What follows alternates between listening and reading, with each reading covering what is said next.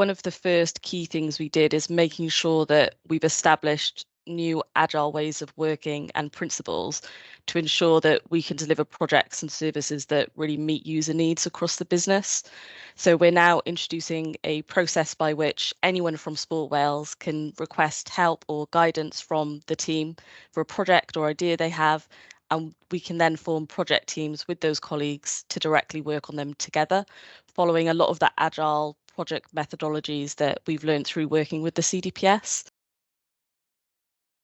Another really big aspect of important work that we learned from the CDPS is also just how you communicate, really kind of embedding that agile value of working in the open. So one of the big tasks that we're doing at the moment is figuring out a communication plan and delivering on that so that internally we're sharing key outputs that we create as a team, things like writing posts on what we've learned, even if it's something that we would do differently in the future.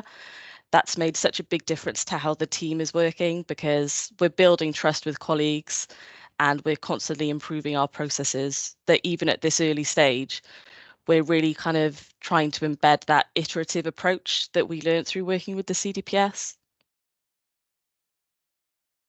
We're really passionate about growing our own internal capacity in terms of digital talent and skills, largely because it means that we can deliver services with greater control and sustainability in the long run.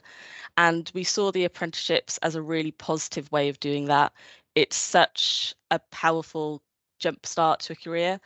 You're not only gaining full-time employment, you're also earning a bachelor's degree alongside. And in exchange, we get staff who are learning up-to-date best practice and can deliver digital projects for us as part of their learning.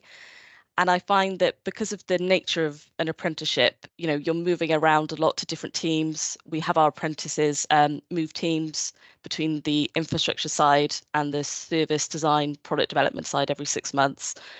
You're learning as much as you can. You're learning from completely different skills and areas. In the degree course, you're also meeting other apprentices from different organisations.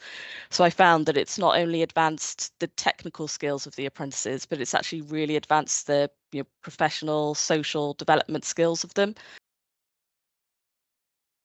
So I think one of the things that I find that the CDPS has done so successfully, and not just for our organisation, across the public sector in Wales, is just instilling more confidence to try things. I think for so many public sector bodies, the answer to creating a digital solution is to just go out to tender, get someone in, say, this is what I want, here's money, just go build it.